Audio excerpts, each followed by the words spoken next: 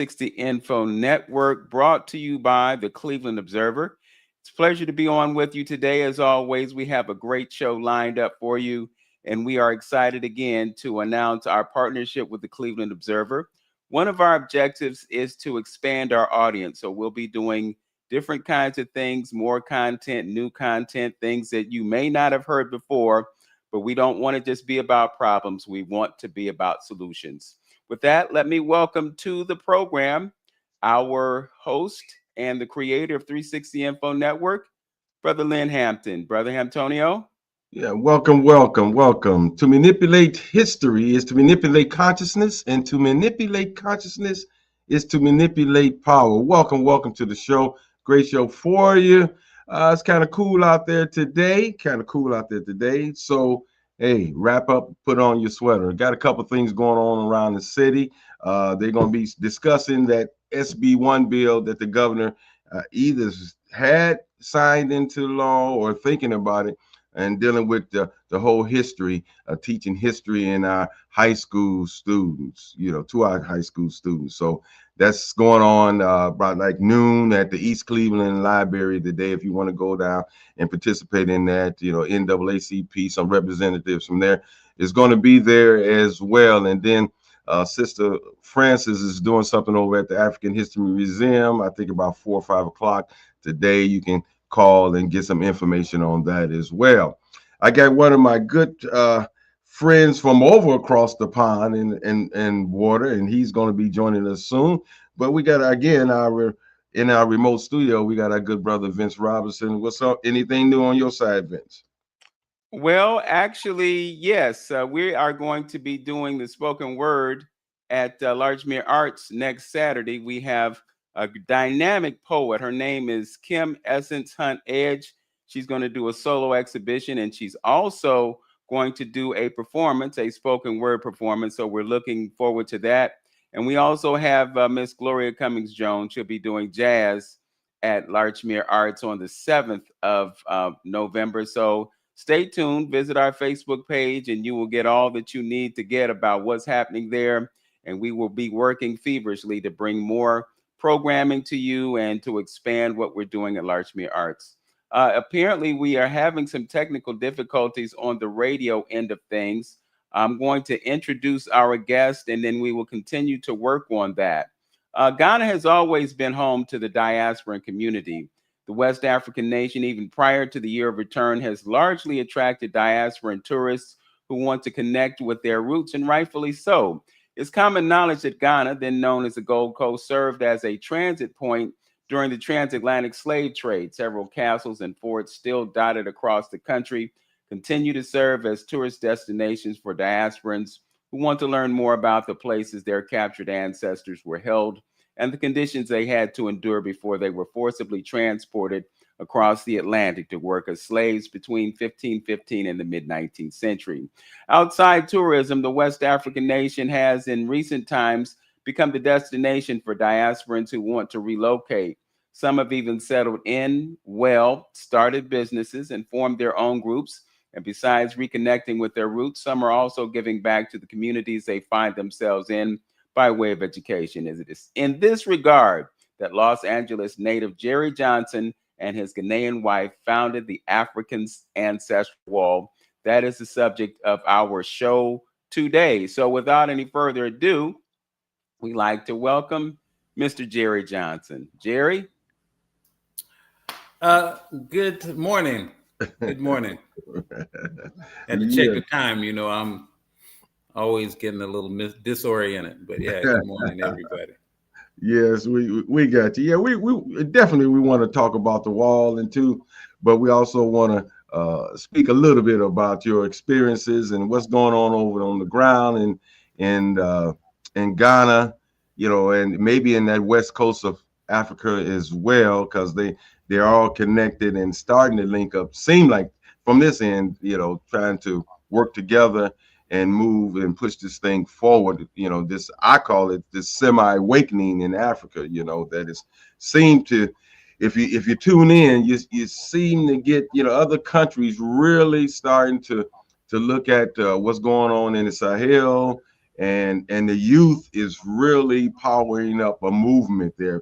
And it seems like historically it always been the youth. If can you imagine that brother Fred Hampton, being 21 years old and doing the things that he done here in the States. So it's always been the youth, and it seems like what's coming true is what I predicted, that a lot of presidents is starting to get pressure from the youth in doing something. They want, change and movement. And so, Jerry, over there on the ground, what are you feeling and what are you thinking is going on with our youth over there? Well, I agree with that. Young people are always trying to, project ahead on what their opportunities are going to be. I think they're not as naive as a lot of us think they are. They can see what's going on, and a lot of times they don't have so much stake in the status quo that they're willing to turn their head to things. Now, one of the things that you mentioned earlier having to do with the Sahel region, where, of course, AES, which is Alliance of Sahel States, which, of course, is the confederation that's formed between Mali, Burkina Faso, and Niger, is really getting to be a beacon of hope and light and action for young people around West Africa. And as you could probably imagine, it's hard to, if you're a young person, and especially in West Africa, and everyone is telling you, oh, well, the things have to stay this way because of whatever reasons, the big men say this, or the IMF says that, or on and on and on. Mm. And then they look up next door, or in our case in Ghana, just supporting North, and seeing things happening, seeing things moving, seeing things developing, seeing, the budding industries, and they seeing all. And even if you're in a place like Ghana, a lot of times, if something comes through that port and it's a, major pieces of equipment for building and for working there, big tractors and all the kind of things that, people associate with development. And you see this stuff going through your country to the next country, and then you hear about how they're developing and seeing these things. Of course, young people are going to say, wait a minute, what's going on here? I mean, why aren't we developing? Or, for instance, if you were in northern Nigeria and you're a Hausa or even Fulani or any of the groups up there, and you look just across your border, which is like looking across the street at your Hausa family, people you're related to most times, because a lot of people still don't even know exactly where the border is because they've been borderless and, for how many, millennia. But they see the ones on the other side of the border, things look like they're beginning to happen. In Niger, I'm talking. So if you're a young person in northern Nigeria and you're starting to see things happening in Niger because they've been able to, as we talked before, maybe resecure their uranium output and these kind of things, you're going to say, wait a minute now, that's my cousin and them over there. It looks like they're on the come up. So now you're going to go back and start asking some harder questions and being less tolerable of the status quo and not being as willing to accept all of the old excuses.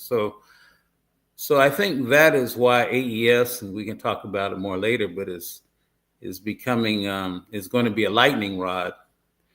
Not even so much that their development is just going to be so big that it's going to shake the world order, but them be an example of what can be done if the people are determined, and also what can be done when the youth really buy in. So that's going to be noisy and hot in the future, not too distant future, because no one wants that model to work except us. Yeah, I tried to, I spoke on it when our good brother Ibrahim Traore was actually, doing some great things over there, and we should know through history that he's going to be attacked, and it's amazing to me that you know, people would, go out their way, just because somebody want clean drinking water and want jobs for their community, he would be attacked. And of course, they cutting off their gold, tearing up their gold contracts and want to renegotiate, like Niger did. They was getting paying them 80 cents per kilogram of uranium. Niger, and now the going market is $200 per kilogram. So they're getting in, trying to get the network and things of that nature. But the point I'm making is that it's not an easy road that's gonna happen. You're gonna have some disturbances, and I tried to pre-warn our audience. When you see some little disturbances or something going on, just recognize what's actually happening there. You're taking away French's rental property per se, and they're not going to sit too comfortably about that. And so when you see these little skirmishes or things going on, just recognize it's change. And change usually happen with a little bit of disturbances and uproots. And then, of course, through history, we know outsiders has always had a hand in causing some of these disturbances. So what's your thought on that, Jerry? Who has had a hand? Outsiders. People, outsiders. Yeah, yes, who had those extra. They had interest in it as well, outside interest. So they're gonna, usually fund, train, and do those particular things in order to cause these instabilities. Well, I mean, that's why I think we have to pay some attention to just the other geopolitics in the world right now. So, for instance, the West was willing to fund, train, and put together a whole Ukrainian army, from the early 2000s all the way up until Russia invaded Ukraine. The reason I'm bringing that up, but what is that all about? Well, what that's about is Russia has somewhere up towards $100 trillion worth of resources that are under the control of Russia and the so-called East, right? Now, if you're in the West, you want that $100 trillion on your balance sheet, not on theirs. So if it takes you 10, 15 years to train up a Ukrainian army to invade them and hopefully to topple them and do all of these things so you can move in there and move that wealth from them to you, then you're going to do it. So imagine, look right now at Venezuela. Obviously, hitting these little fishing boats and knocking them out of the water.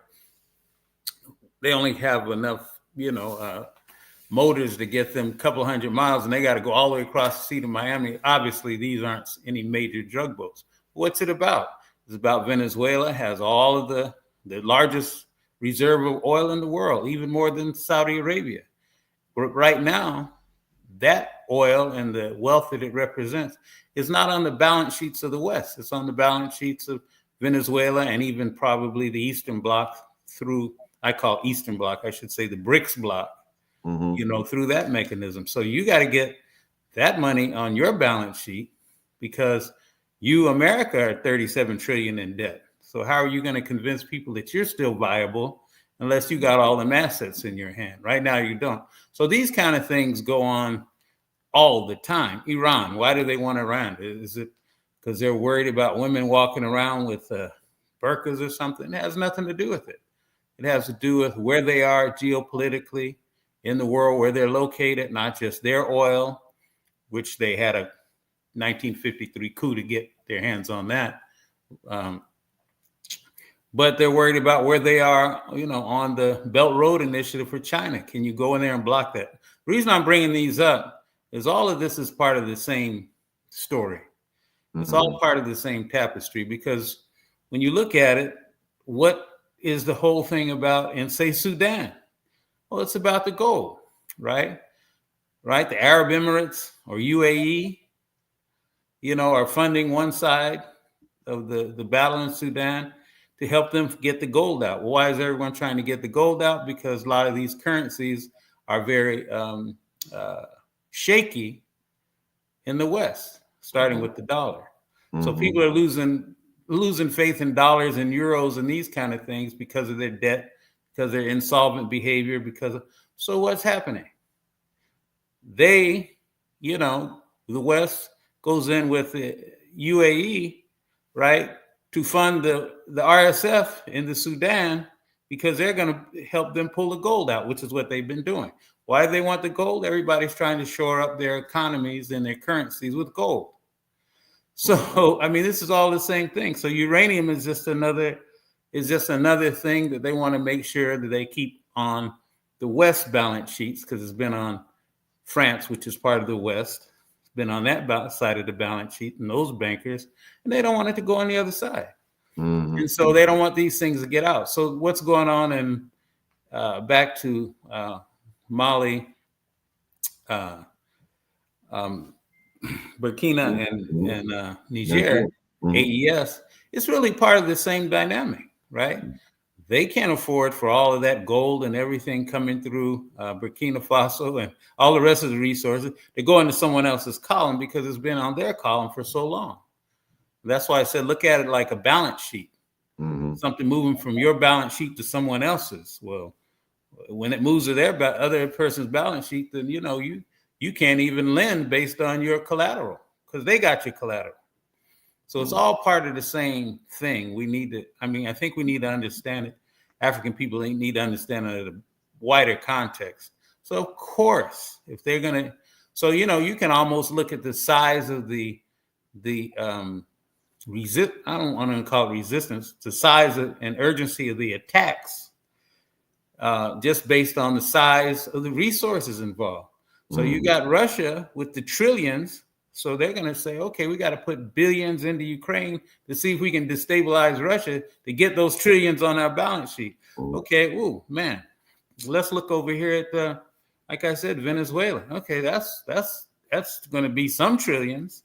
And then look over here in this place, uranium is going to be some trillions or billions, and on down the line. And they allocate that amount of material or political or economic pressure and war pressure, whatever it is. And so the fact that they haven't put as much emphasis on AES in terms of attack, although of course there has been some, I think really has to do with the fact that they're really bound up in some other ones more and more trillions than just those few African countries, which they still have to get not only for the resources there, but once, as I said earlier, for the fact that they're also setting an example, because if other African nations start clustering up into 3 and 4 and 5 countries, and trying to consolidate their wealth and trying to consolidate politically, now Africa is still going to have, collectively is going to have more wealth than all the rest of them people, all the rest of the ones they're going after now. But since so they're going to try to nip this in the bud.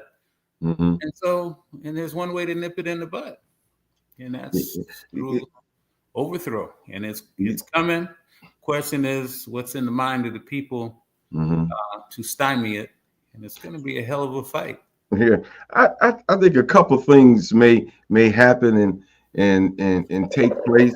One thing, I think it was slightly a blessing that some of the things that are going on, but people talk about America as being stretched out all over the globe, trying to put their hands into everything, or they would think they putting out fires, whatever. But we all know it's in the best interest of America for doing anything that they're doing, But I think because of the Ukraine and the Israel conflict, and the election here in the States, and the political fight that Dear 47 is going on and trying to implement 2025, that it kind of given Africa a little breathing room in order to get up on its feet a little bit, or to at least make some inroads to some type of sovereignty and independence from the rest of the world.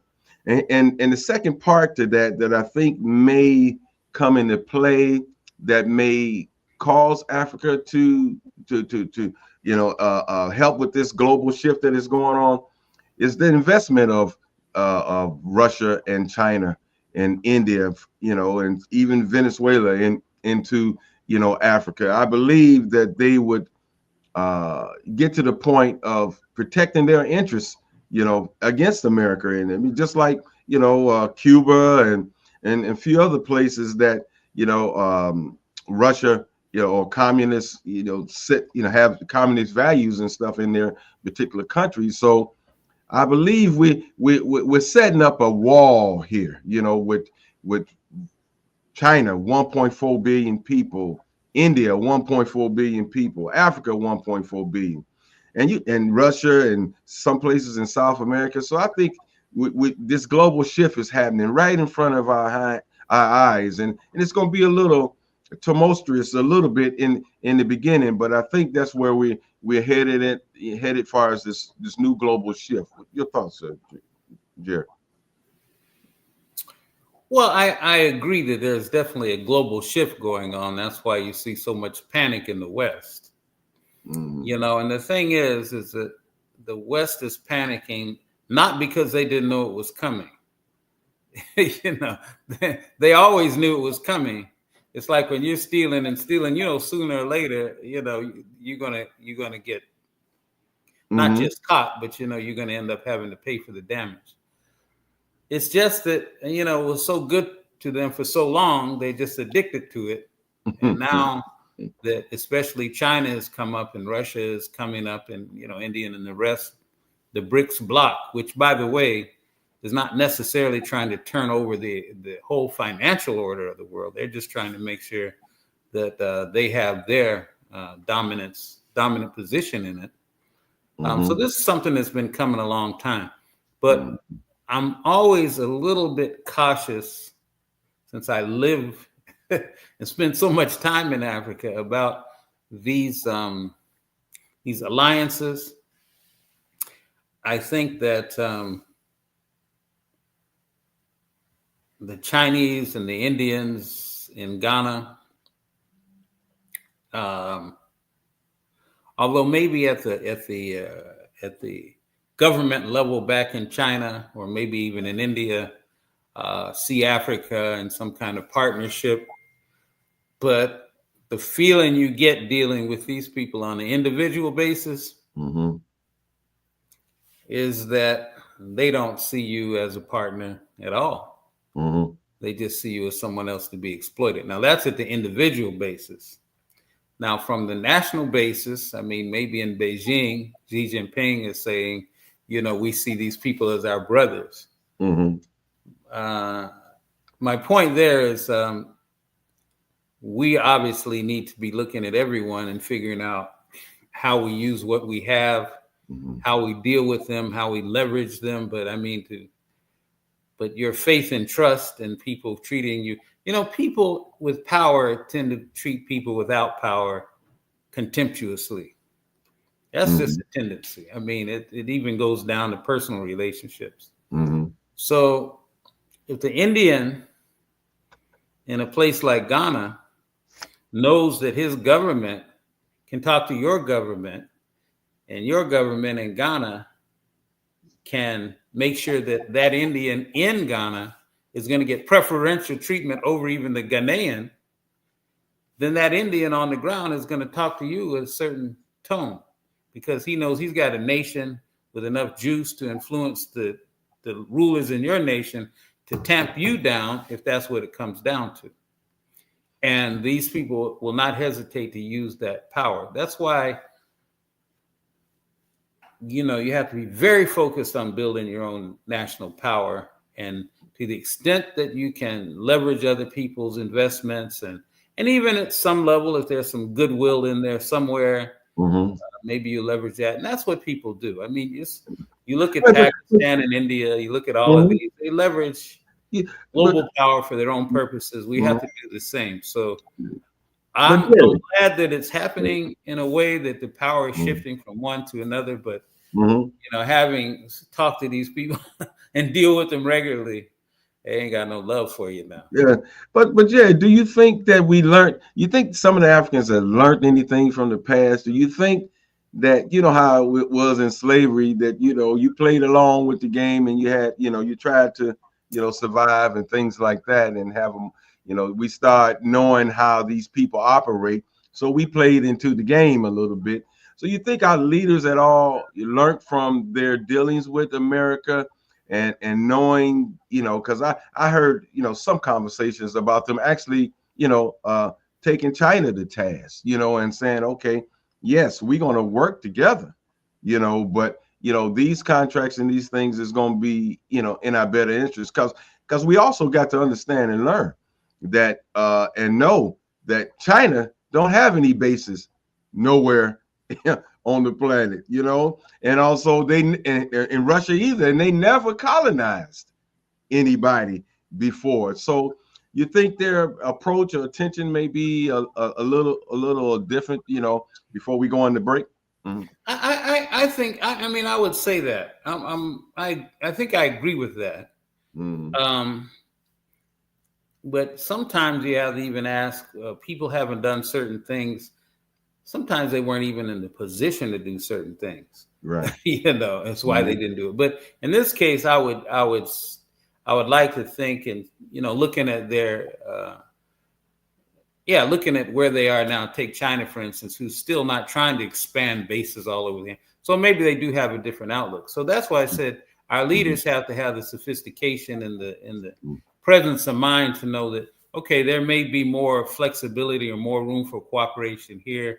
How do we take that? How do we build ourselves just in case that cooperation starts slipping, and the big powers decide that they want to deal with each other and maybe cut a deal and you're on the table, I mean, it could be another Berlin conference where, they get together at the end of the day and say, how are we going to deal with these powers? So we have to be building our own power with an eye towards, but I agree that my position, my feeling now is it's definitely better to be dealing with the ones who have not had the history of slavery and colonialism with it than the ones that have, because ones have already definitely proven, their intentions through their actions. The other ones, not so much, but let's just not be naive.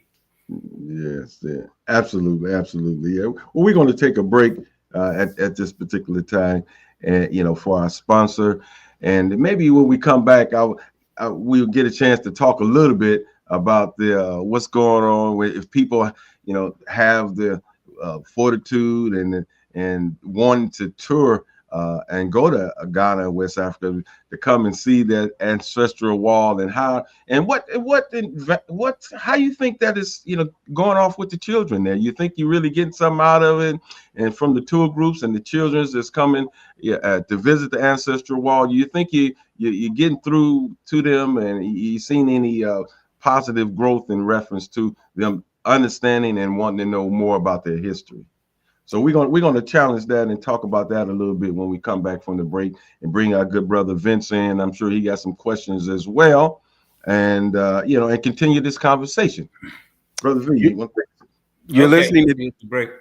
You're listening to 360 Info Network right here on AM 1490. We're also simulcasting live to YouTube, Facebook, and we have just added LinkedIn to our platform. So we're streaming to several different platforms at one time.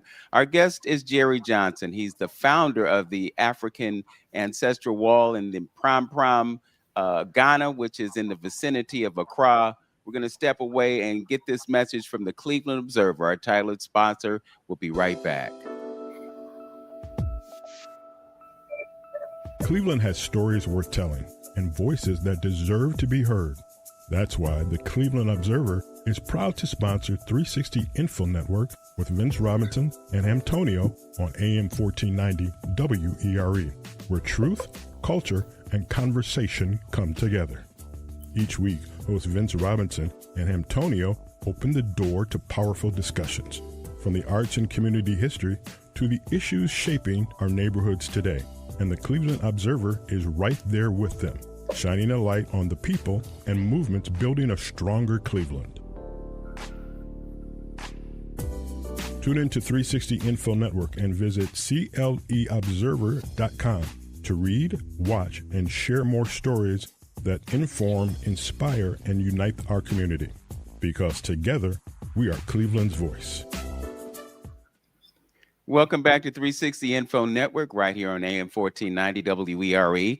Also streaming live to YouTube, Facebook, and LinkedIn. We'd like to invite you to be a part of this program. You can go to any of those platforms and utilize the chat if you have a question or a comment, or you want to add something to the conversation that we are having on this platform here on AM 1490 WERE.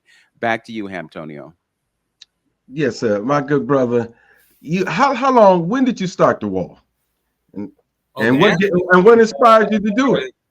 And what inspired you to do it? Well, actually, to go back a little ways, starting in say 2003, 4, and 5, when I first pretty much moved to Ghana, I rented over near the university, Legon, because I wanted to, interact with a lot of the students on the campus. And, I had all kinds of books, all kinds of things with me.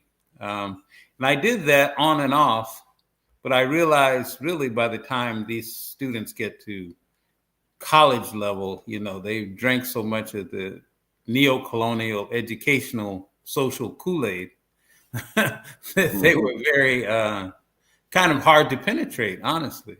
Mm-hmm. I mean, if you look at the curricula starting from the preschool, basically, I mean, it's all designed to disempower African people.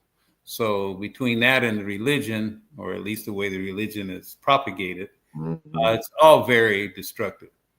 So I realized that, I needed to be more effective. I think I should deal more with the younger ones.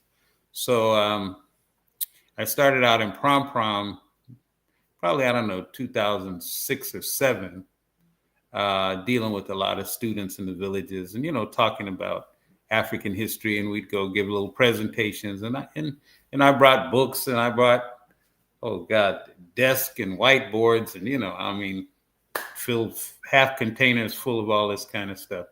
So we did that I say we, is basically me. I was doing that for quite a while, several years, in fact. And then I realized that, logistically it was pretty difficult. So I said, all right, let me make this wall.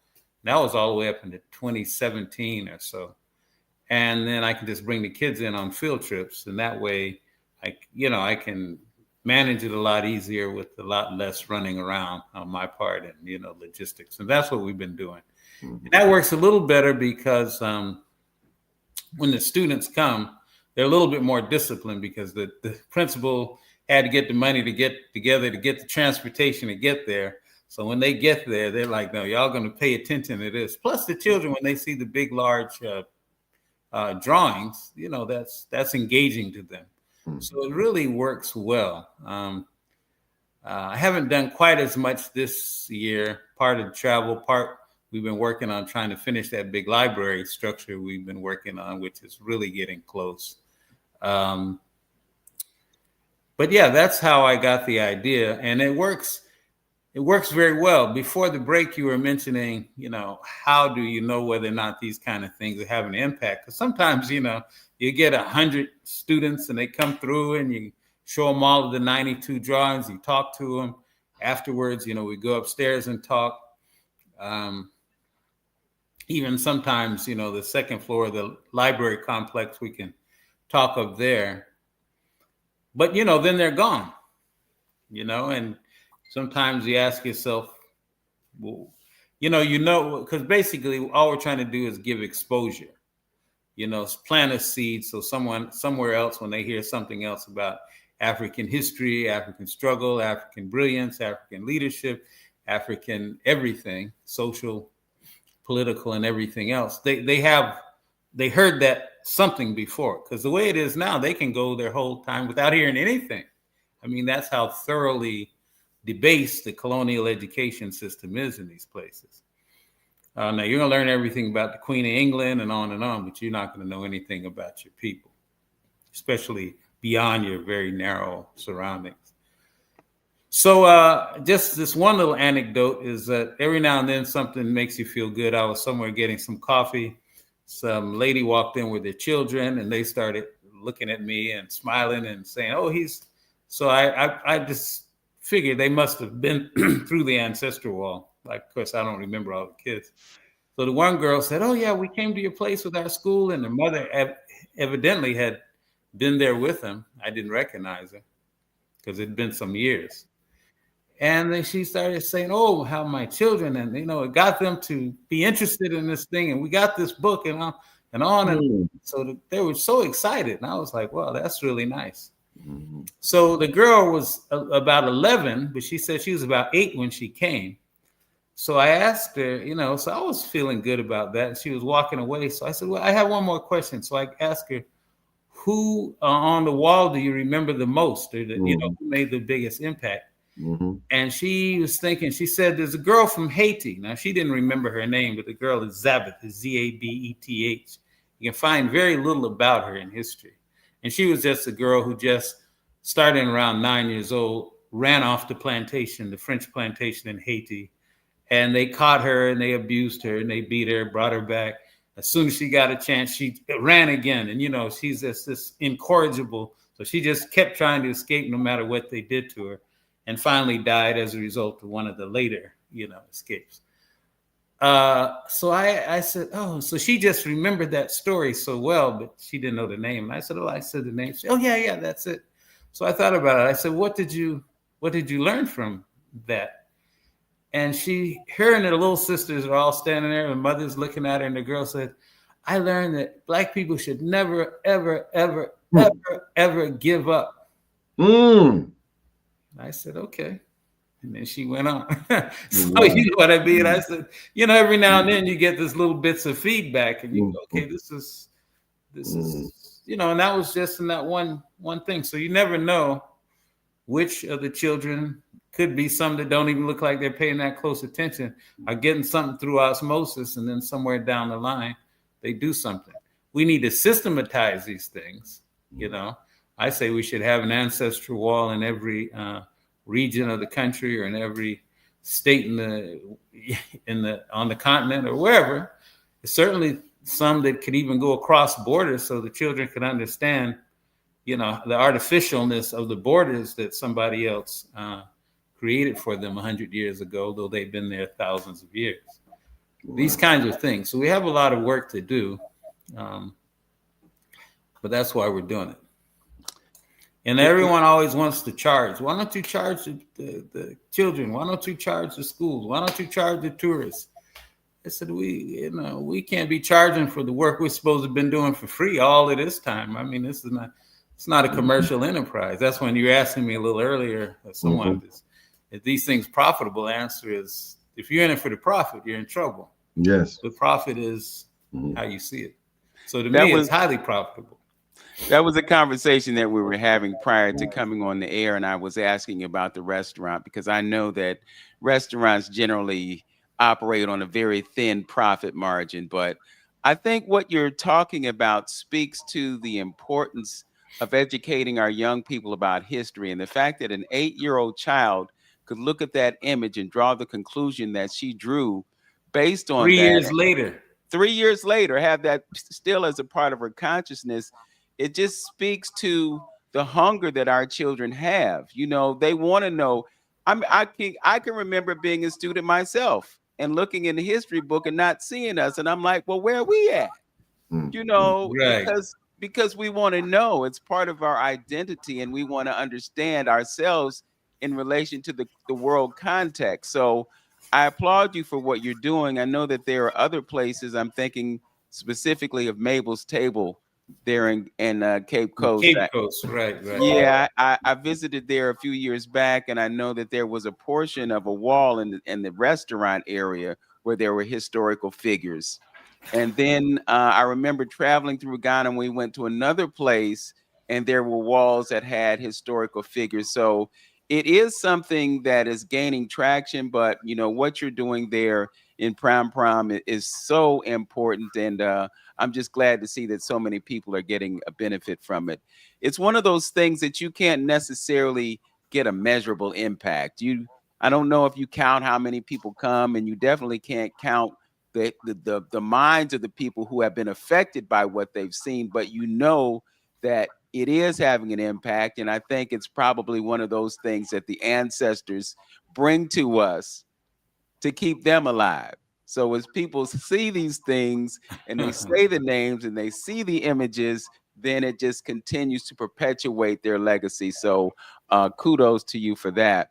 It's important to say the names, you know. Yes. I mean, it's important for us to remember the names, you know, because all of these names of Aristotle and Napoleon and this and that are in our subconscious because someone recognized the power of repeating the names, saying the names, and we end up getting them. So you got to say the name and hope, and so of course what we really need is not just the names to be spoken and spoken over and over again. We need it to be propagated both far and wide, deep and institutionalized. But and that's what they are back to the AES again. You know, I mean, from all I can gather from people I can talk to who've been there and in and out, is that's part of what they're trying so hard to do, is to institutionalize their history. But part of it is deinstitutionalize, say, the French and European framework from which their students have been being taught all these generations. Mm-hmm. So that's the most important thing. And then, of course, along with that, what you substitute it with is your own story. That doesn't mean you have to throw their story out, but you have to put their story in context to your story. It's just like here in the Americas, right? I mean, you have 400 or 500 Native American or quote unquote Indian nations. And so people are here in Georgia and when they hear names like Chattahoochee or Mississippi or, you know, all of these kind of names, a lot of people, it doesn't even dawn on them that that was the name of maybe some of the native people or they're, you know, and it's all around them, but they've been able to expunge the story, you know, the whole idea and the history of the people on whose land they stole. That, you know, you think Chattahoochee is just some cute name somebody made up in Europe. Yeah, I mean, it doesn't even cross the mind or the consciousness of the children that maybe they're living on something that they didn't pay for. I think it's really about how Europeans have gone through such lengths to change the narrative. It's like before it was Africa, it was Alkebulan. But how many of us know about Alkebulan? So few of us know about that. When you look at the way the Berlin Conference affected the continent of Africa, they went in, divided nations, changed boundaries, you know, basically redefined the continent. And you can see struggles happening as a result of that. You see these borders that are set up that prevent people from going back and forth. And thankfully, you know, African leadership is doing what they can now to try to push back on those things. But you know, I think it really just all comes back to history. And you talked about the institutionalization of history. Here in America, I'm sure you know that there's this massive effort to redefine history, to take us out of the history books, to glorify the ones that have been so instrumental in the oppression. And I think you're seeing the same thing on the continent of Africa, where they've gotten this colonialist view of history, but they don't really have an understanding of the heroes and the sheroes of African history. So on both sides, we have to institutionalize this knowledge so that we can redefine ourselves and regain a certain sense of cultural identity. I want to switch gears and talk about money, because in your dialogue with Antonio earlier in the program, you were talking about certain measures that the BRICS are instituting right now. And, you know, when you look at the global scale, it's all about money. You have the Bank for International Settlement, you have the International Monetary Fund, and all these other gatekeepers who control the flow of money, who control the flow of currency, and so forth and so on. The Chinese are pushing this idea of backing currency by gold. We have seen kind of the erasure of the petrodollar that was instituted during the Nixon administration. And now countries are able to come to Saudi Arabia and purchase petroleum with something other than the world reserve trading currency, which is the US dollar. In their effort to back their currency by gold, they're amassing great amounts of gold. It's said that China has about 5 tons of gold. The United States said they have about 8 tons of gold, but of course, we don't know what's in Fort Knox or not. But the fact that you have all this traction going on, and you have these countries that are pushing back on the US dollar as a world reserve trading currency means that the economic system, the global economic system, is in a state of transformation. And I'm just wondering how African nations are participating in this, because I know several of them are part of the BRICS, and what impact that's going to have on the development of their countries as they push back on the US dollar as a world reserve trading currency, and they get involved in perhaps developing the infrastructure of their respective nations. Well, back to the gold that you're talking about. I mean, I don't think it's so much that the Chinese are pushing that gold be the basis of the reserve currency, as much as just it's the reality of the fact that what I was talking about just a little while ago, that if for whatever reasons, some of it even self-dealing, that the dollar is losing its position as a reserve currency, and that does get back to petrodollars and all of that. The smart money, is to hedge with gold. So it's not just the Chinese; it's everyone. It's hedging with gold. That's why it's up over 4,000 an ounce or whatever it is now, because everyone's. So then when they look at Africa, and they look at a place like Sudan, well, who is pulling the gold out of Sudan? Who's on the side of the war in Sudan that is taking the gold out, right? It's the UAE, backed by the Americans, right? Because Americans are looking at that gold and going, okay, Dubai, you guys go down there and, use parts of Somalia, Kenya, whatever you got to do, support the side that is controlling the gold mines, because the people in the U.S. are also the power people are also recognizing that they got to hedge with the gold. Now, they're not going to say it as loudly as the other people, because right now they still want to keep the dollar as the reserve currency, but they're not stupid either.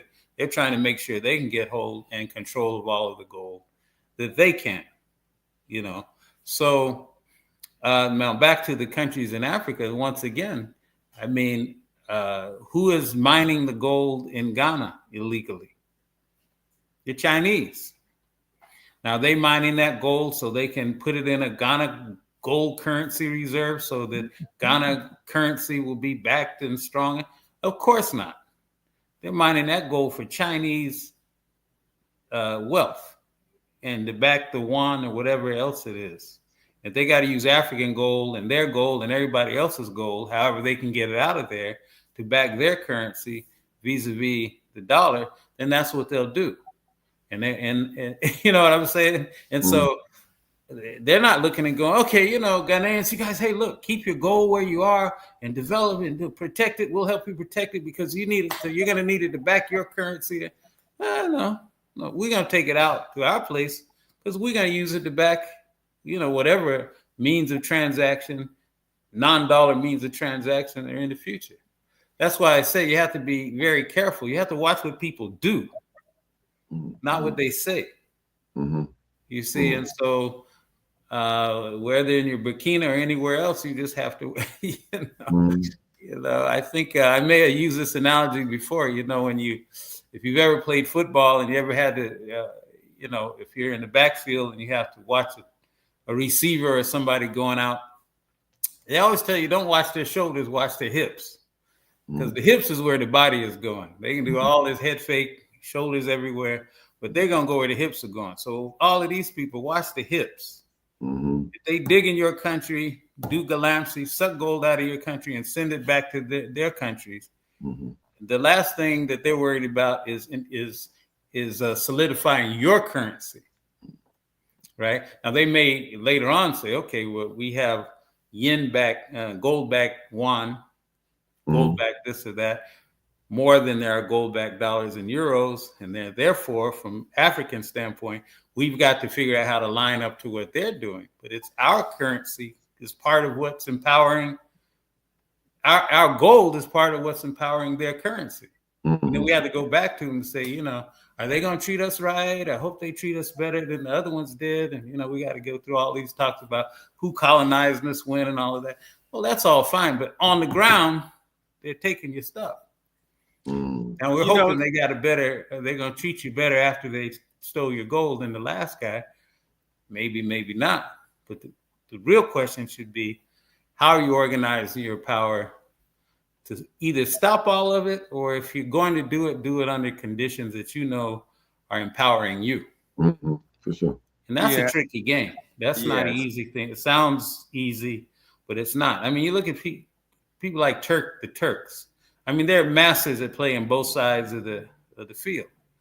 But they have a certain amount of inherent power that they built and maintained over the year. I mean, through the Ottomans all the way through. And so Erdogan and these people, they do whatever they have to do, smile at whoever they have to smile to empower themselves. But they built up enough power to leverage both sides. See, and that's what we're talking about. Even Iran, they built up enough power for a while to leverage both sides. But now it's being clear that one side is gloves are off again. So, we have to kind of be multidimensional in how we look at these things. We don't have permanent friends, permanent allies. Some people have, we'll have to see. But when you build your own power, then that obviates a lot of this, dependence, picking and choosing and scratching your head of who's going to be more dependable than who. So, you say, well, both of you better be dependable because we have enough power to cause everybody some pain if you don't cooperate. So I'm not even 100% sure that the Chinese and the rest are just hoping that several more AESs develop, because they're able to take advantage of the Berlin structure, just like anyone else. They can go into Ghana, and the fact that Ghana is a colony, is delineated the way it is, it's been weakened through the Berlin borders. That makes it easier for the Indians and the Chinese and the rest of them to come in and get what they want. Right. So they may not be as anxious as we like to hope they are to see several confederate, let's say 5 or 6 major confederated states in Africa, because that's going to make it more difficult for them to, just manipulate that minister from that little country that they can put the pressure on and say, we'll bring your kid to China and give them a scholarship or whatever. Okay.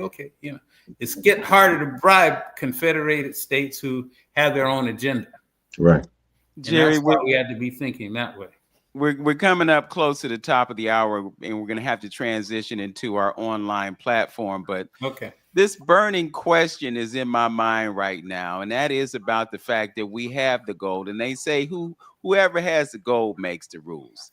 And the question is, in my mind is, if we have the gold, why aren't we making the rules? Are we pulling this gold up out of the earth and sending it to these other countries to let them refine it? Or are we capable of refining it ourselves and then taking advantage of the gold's value? Because right now, gold is at an all-time high. And by all projections, it's going to radically increase in value. I mean, we're just seeing the beginning of a rise in value. They're having conversations in the United States about revaluing the gold. So right now, $4,000 an ounce. Further down the road, $10,000 an ounce. And with silver, we're seeing even more exponential growth because of the shortages. They don't have enough silver in existence to cover all the silver that's owned on paper. So I want to dive into this, and I want to talk to you also about the dynamic between the Chinese and the Ghanaians, because I know that the Chinese are responsible for a lot of the development of the infrastructure in Ghana, and it comes at a cost. They're not just doing it out of the kindness of their hearts. They're doing it because they have an interest in whatever it is they're building, and that includes roads so that they can get whatever they need to get from A to B so that they can be as profitable as they can. So we'll talk about these things and more when we return in the second half of 360 Info right here on AM 1490 WERE. Just a few announcements before we make the transition. I'd just like to tell you that we are going to have some events at Larchmere Arts that will take place on the 1st of November. We're bringing in poet and visual artist Kim Essence Hunt Ed. She's going to be doing a spoken word performance, and she's also going to do her very first solo exhibition. We're going to hang her artwork on the wall, and we're also going to auction off a painting that she did on the 4th of October in the performance by George Lee Jr. So that's coming your way. And also on the 7th of November, we have Gloria Cummings Jones and her trio. You're going to have Ed Ridley on piano, Elijah Gilmore on drums, and Mr. Bradford McGee on bass. So it's going to be a wonderful evening of jazz at Larchmere Arts. We're happy to bring that to you. Brother Hamtonio, anything that you want to announce before we make the transition? Yeah, just again, I have the flyer for the African History Museum. That's going to start at about 4:30 to about 9 today. Casual dress, light refreshments. It's called Our Story, and they're inviting all writers and creators to spotlight their work. I think they're going to have a couple authors there talking about their projects as well. So it's today at the African History Museum on Crawford from 4:30 to 9. So if you ain't doing anything, come on down. And then also East Cleveland Library, they're setting it up right now. And they're going to talk about the SB1. I believe it's the SB1 talking about what the government is, the governor is trying to implement in dealing with high schools and our history. So if you ain't doing nothing today, come on down. All right. Also, just a reminder to those who are listening to us on the radio, you can see us on YouTube immediately following this broadcast on 2 YouTube channels, The Journey by Hamtonio, and you can also view it on my YouTube channel, which bears my name, Vince Robinson. It's so important for you to support us on these channels because what you do to support us helps us support you. So go to the channels, like, comment, subscribe, share this content. You know, Jerry, I'm sure, wants to get the word out about what he's doing in Pram Pram. And if you ever make that voyage to Ghana, it's something that you want to take advantage of seeing. So check out this Facebook page, check out the YouTube channels, and like, comment, subscribe, and hit that notification bell so that you get noticed when we post content. You'll get a notification where that little icon in the top right of your corner says notifications. You'll see something that says 360 Info Network is live on YouTube. Also, big ups to our engineer, Tone Harley. We work through things and we get things going, and he makes sure that we are on the air week after week after week, and we so appreciate him for all the hard work that he does to facilitate our broadcasts. As always, know yourself, love yourself, be yourself, and make today your absolute best day. Peace. Peace. All right. All right, 12 o'clock noon here in the United States of America, Eastern Standard Time. We have our brother Jerry Johnson, who is actually in America. He's somewhere in Georgia and taking care of some family business, but I'm sure he's anxious to get back to the warmer climates over there, the sunshine and, you know, the blue skies and all the other things that are a part of being in Ghana.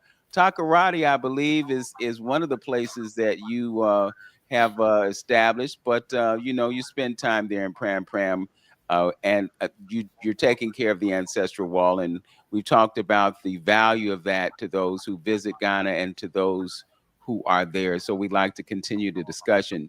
So we were talking about the impact of the BRICS. We were talking about gold, and I wanted to talk to you about the dynamic between the Chinese and the Ghanaians, because I'm kind of thinking that it's not exactly a completely symbiotic relationship.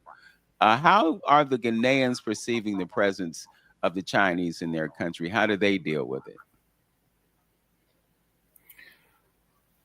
Well, I mean, it's a kind of two ways, you know. I mean, Ghana is basically a welcoming society. You know, people are nice. They welcome guests, that kind of thing. But I think, you know, I mean, especially young people, they're very sensitive to what is obvious. And what is obvious is that where they live and where they interact every day, their interactions with Chinese and other people are one of, the feeling that the other people are taking more than they're giving.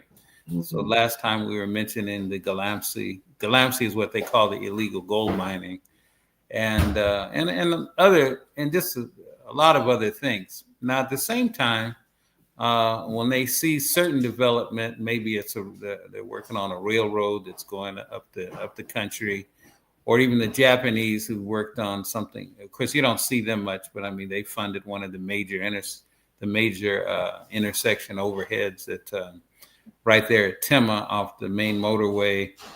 But when you see someone like Chinese doing these other kind of projects, maybe a road project here or there, on one hand, the people are glad to see something happening, but on the other hand, they're also a little skeptical about where's the money going?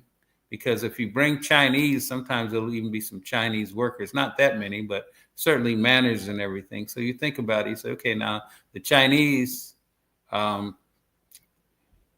the money for the project. And when you loan money, you expect your money back with interest. So that if you're a Chinese bank and you think it's a good investment, or you think you'll get your money out of it, even if it's a longer term investment than, say, the West, who wants more of the short term profits, at least historically, you say, okay, so the Chinese banks will get something out of it. They'll hire a Chinese contractor, right? So he's going to get something, he or she is going to get something out of it. And to some extent, Chinese workers are going to get a place to go. Some of their less experienced engineers or technicians can accompany the more experienced ones, and they're also getting training and paid through the contract and all. So sometimes the Ghanaians will look at it, and they may not even think through all of the banking and the interest rates that the Chinese banks get on the loan to do. They might not even be thinking that deeply about it. Just looking at, we know that they got to be making some money here. Mm-hmm. Now, in the bigger picture, some people also ask, so what exactly are they building these roads for? Are this infrastructure? Is it for us, or is it eventually for something they want to do? So you see this Belt Road Initiative that's going from China all the way across Central Asia, all the way into Europe, and then, of course, down right now to the eastern coast of Africa. But are they building a network? They're clearly building a global network. Finance, logistics, transportation, trade. So we once again have to be smart enough to see how much of this are they building for our problems. Because if we sit down, let's say you're AES again, and you're asking yourself, what do we really need in terms of transportation? What directions to go, where to do what? Right now, does that line up with what the Chinese are thinking, the infrastructure you need to go from here to there to do what? They clearly have their ideas of what your infrastructure can be used for in terms of their overall project.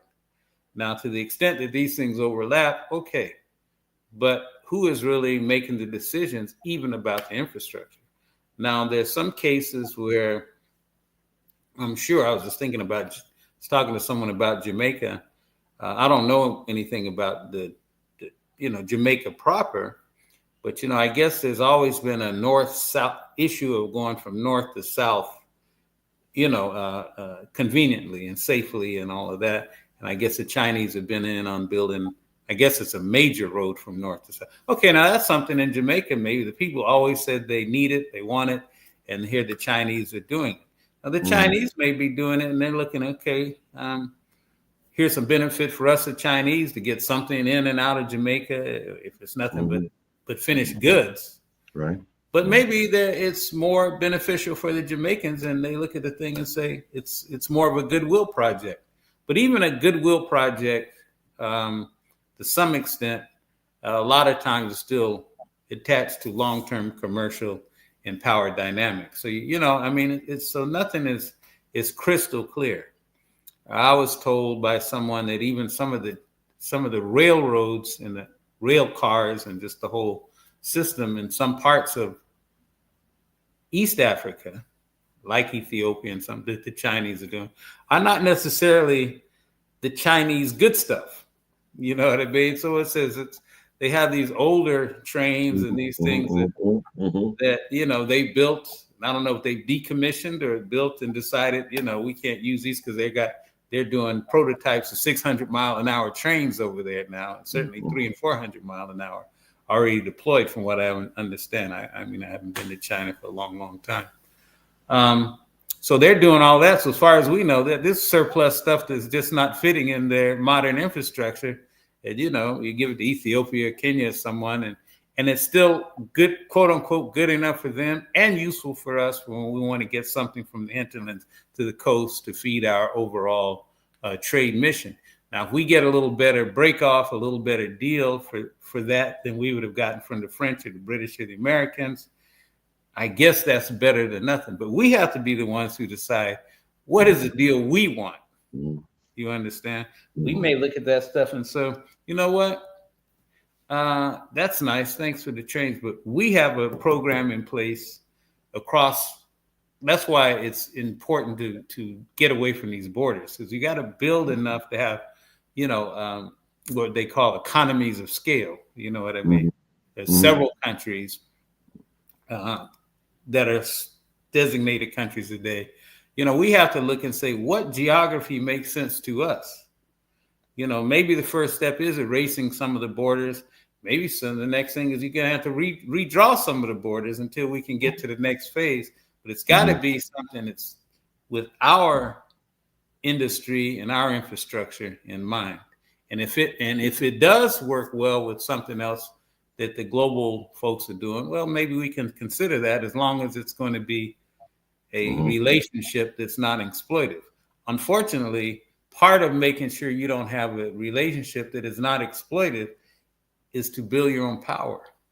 But Jerry, let me ask you that's another discussion. Yeah. But where other people can't just have their way with you when they decide not to be nice anymore, or they have to make decisions between their commercial benefit and yours. Right. So all of these things are wrapped up in it. So I'm not one person that just says, if we go this way, it's going to be great. If we stay this way, it's going to be horrible. Well, if we stay this way, we do know it's going to be horrible. Right. That doesn't necessarily mean the next boyfriend going to treat you right. You got to come in there with a stronger hand. You know what I mean? Yeah. I think they're learning a little bit. I mean, the little trickle of information that we're getting over here, we're getting some snapshots of some innovation starting to take place in certain parts of Africa, where people even, they may not have all the tools, but they're making good grounds with what they have. Absolutely. As far as robotics, a lot of technology in there, electric cars. Electric cars. I saw in Burkina, they're starting electric cars, manufacturing. Right. So I'm thinking that, people, some of the heads who may be conscientious about some things are starting to understand to exploit those local, programs like that in order to deal with their sovereignty, and I think that type of wave is starting to permeate a little bit more in the youth and coming up with those things to develop themselves. And I think some of the countries has done well with saying, and dealing with, the U.S. discontinuing some of the aid. And I think sometimes, unfortunately, hardships like that make people do some things for themselves, and they see the vulnerability. And I can connect that to what's going on right in this States. While we sit up here depending on somebody else to teach our kids history, now you see that anybody can come along and pull the rug off from under you all the time. I mean, every time, and leave you hanging. So I hope we learn a lesson from that as well. But I think, so I think some of the Africans are starting to see that as well.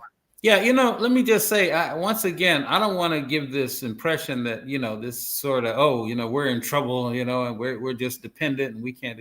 That's the whole point really here is what's in the mind of the people coming up. You see, this is where socialization, consciousness for power comes in.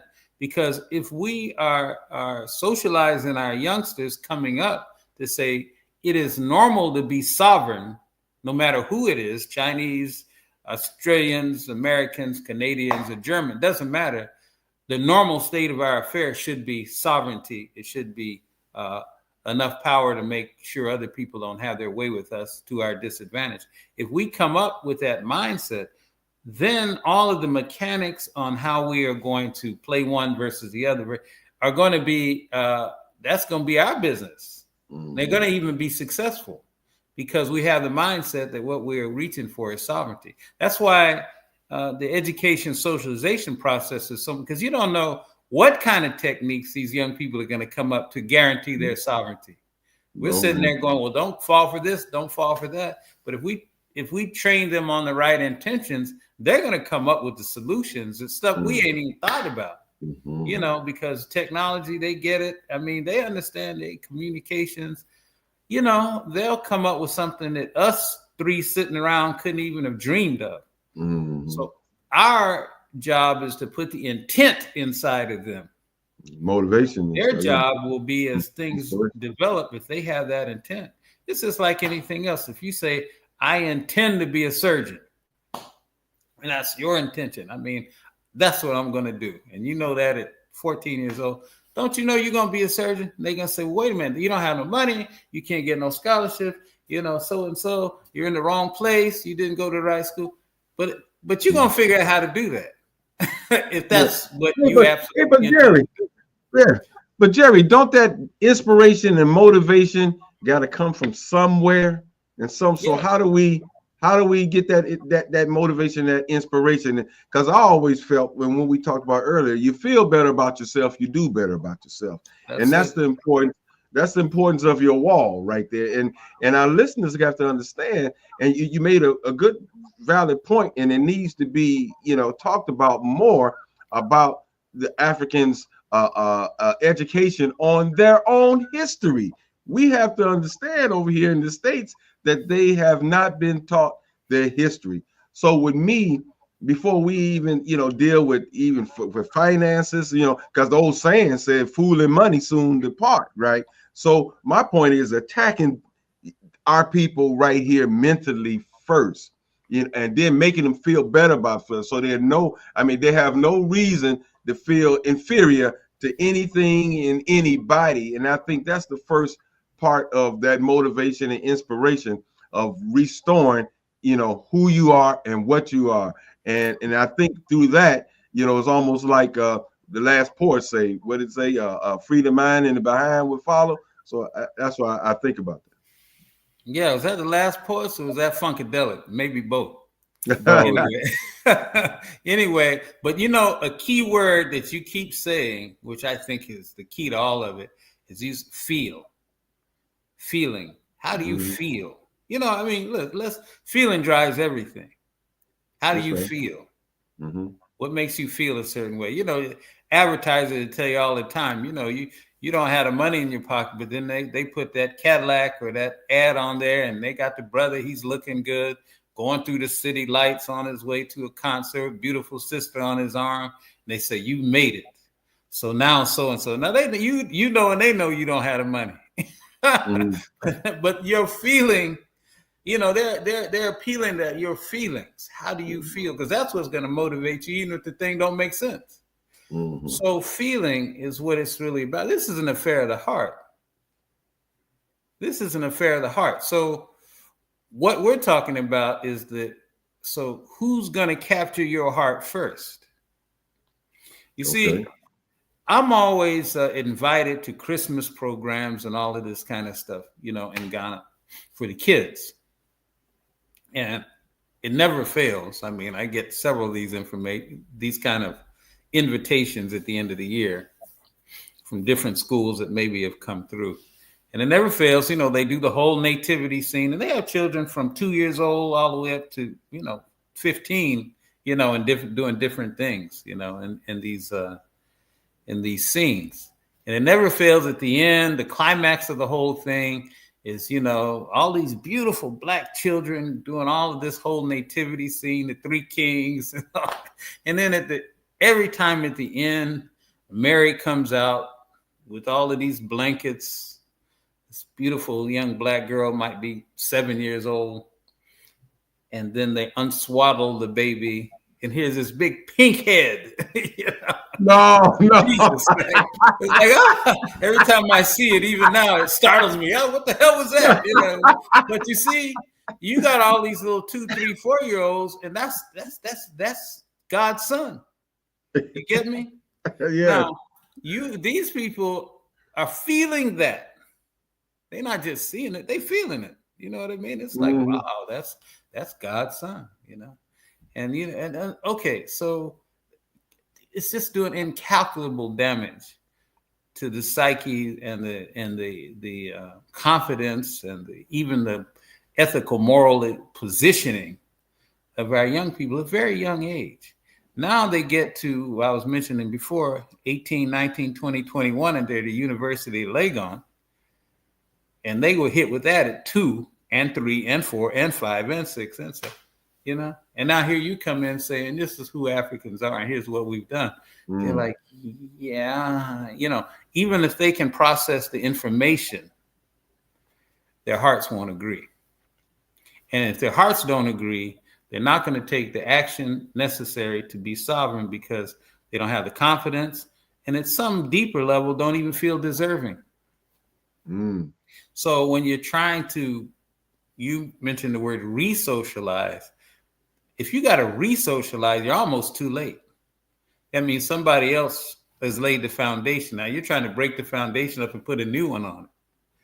So you're supposed to put the foundation down. Let them try to change it later on. So these children are in our possession.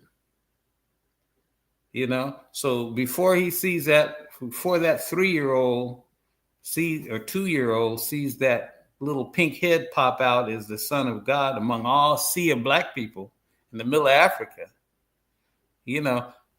that's where you're starting to lose them right there. And then later on, talking about all of this history and what we did in ancient Kemet, they might even believe it, but they ain't gonna move on it because it's not in the soul, it's not in the heart, it's not there. They don't feel it. They may even know it. You can know something and not feel it and not do anything about it.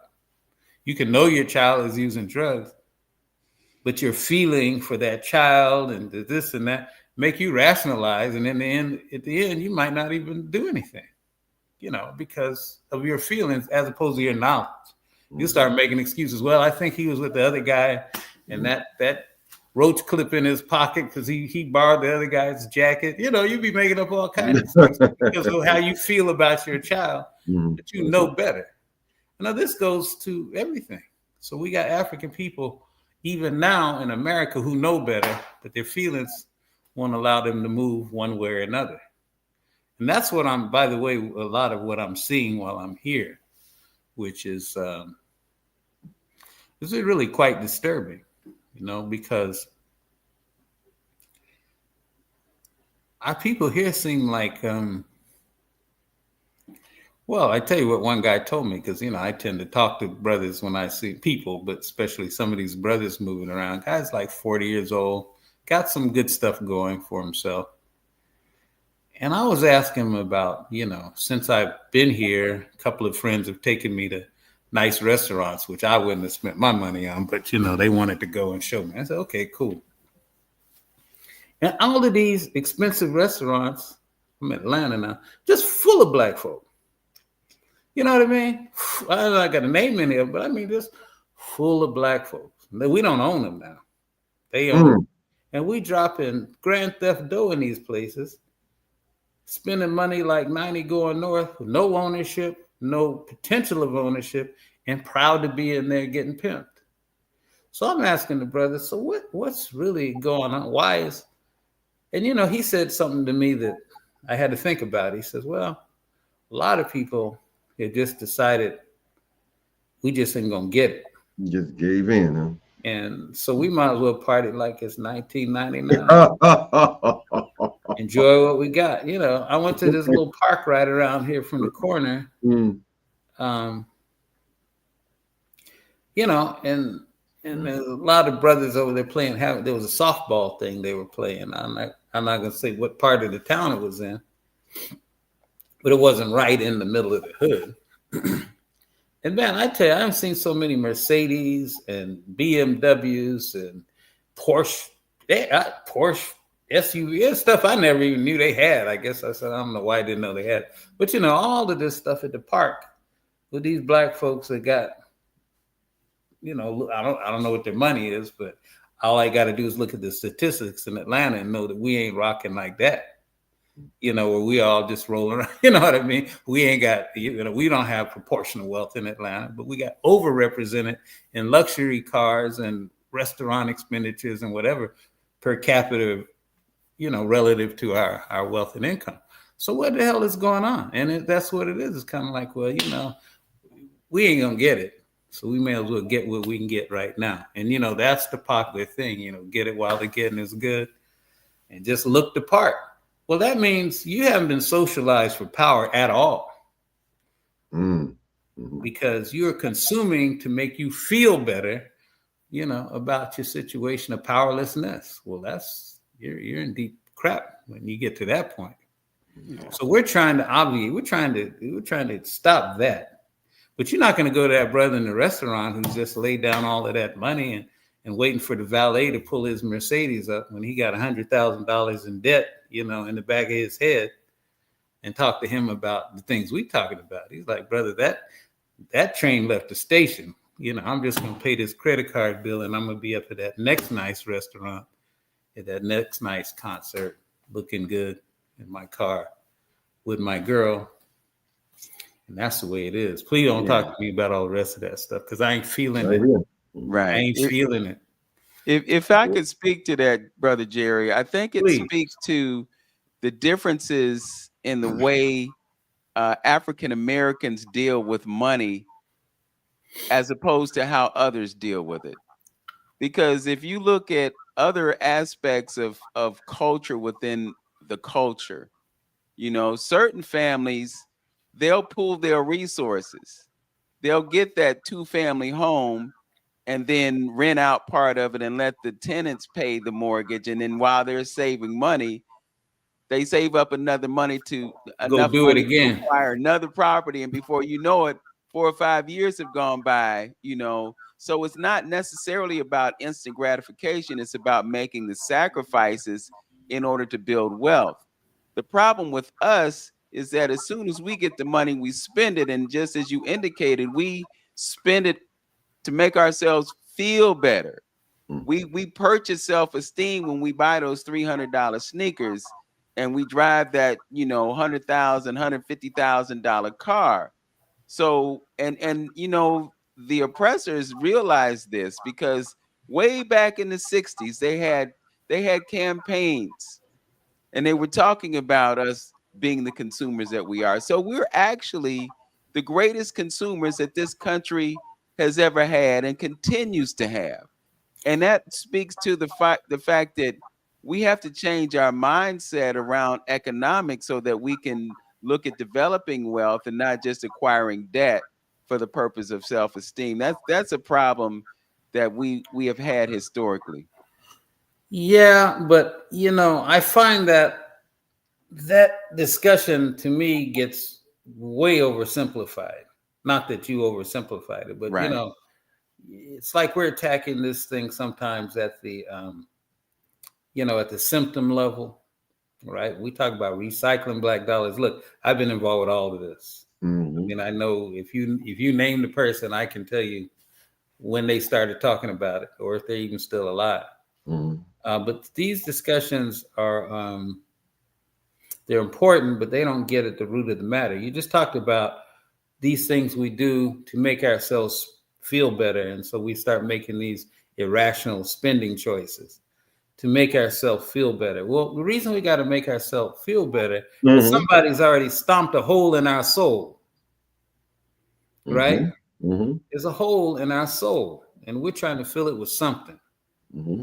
So then we can start, so we got a lot of people walking around with holes in their souls being told, how to recycle black dollars. That ain't the issue. I mean, it is the issue. It's the symptom. The fact you don't recycle black dollars because you waste it on conspicuous consumption because you got a hole in your soul. But how'd you get the hole in your soul? Let's deal with that. That's the question. And we can make sure that hole's not in the soul. Then we don't have to spend conspicuously. We ain't got to show nobody a damn thing. Mm-hmm. And if you're not spending conspicuously because you feel again a certain way about yourself, then you're going to start making these rational choices. Yes. You're going to put them 2 families in there. And then the next you're going to have a 4-plex over there. And then the next you're going to spend money with that black company because you don't have that hole in your soul because part of the hole in your soul is projection. You're going to project that hole in your soul onto the other brother. And you say, well, you know what? I better not do business with him because, you don't say it this way, but he might have a hole in his soul too, which make him cheat me. Or maybe I just don't even want to see him come up because we both got a hole in our soul. We both feel better if we spend our money somewhere else. Whole lot of manifestations of this kind of, disease. I think the key word is manifestation. And I think the issue is that we don't remember who we are. If we remember who we are, then we understand the power that we have to create a reality that suits us. But because we don't remember, that's the hole in the soul that I'm talking about. That's it. Because if you know who you are, yes, you've been properly socialized about who you are, then conspicuous consumption is not of any use to you. Yes. Let the other guys buy trash. Buy your trash. If you're just talking strictly about money and business and finance. Yeah. But there's another problem there. And this is what I think when I'm here in the US, I really think we have to talk about. Let's just say that Vince, Antonio, and Jerry sat down and we came up with a magic formula and a magic algorithm that all black folks are going to be exposed to this weekend. And after they, saw the algorithm, took the formula or took the pill or whatever it is, they all woke up Monday morning doing all of the things we hope we would do. Buy black, save, respond, all of the things that we say we need to do. Because we're always talking about, we only turn over the black dollar this many times and all of this stuff ad nauseum, right? Okay, but let's say we did that. We all woke up Monday morning, the same mindset. We're going to spend, buy, do that. Okay. By Friday, when the people in power realized that y'all getting ready to transfer 18 I don't know how many trillion is it? 18 trillion. I don't even know the number now, but what they say black people spend every year. How much is it? 1.8 trillion. Yeah. 2 trillion. They're getting ready to put all of this in black businesses, black banks, black, or at least 90% of it. These guys are going to go, okay, let me get this right. These Negroes think we're going to sit down here following the rules because see, the black folks be quick to tell you, well, they can't do that. They can do any damn thing they want to. If you ain't learning that now, you ain't learning nothing. So you think Tulsa was a slaughter. You ain't seen it. Try to move them $1 trillion from your side of the ledger from theirs. And you're going to see something jump off bad quick. Because you don't have the power to implement that. The only way you could do it is if they were going to follow their own rules, because by their own laws, they would have to let you do what you want to do. And by their law, by the law of the land, you can't, bomb somebody because they trying to establish a bank or banks, or if they want to move their money here to there, you can't imprison them per law, but you damn sure be sure they're going to do it.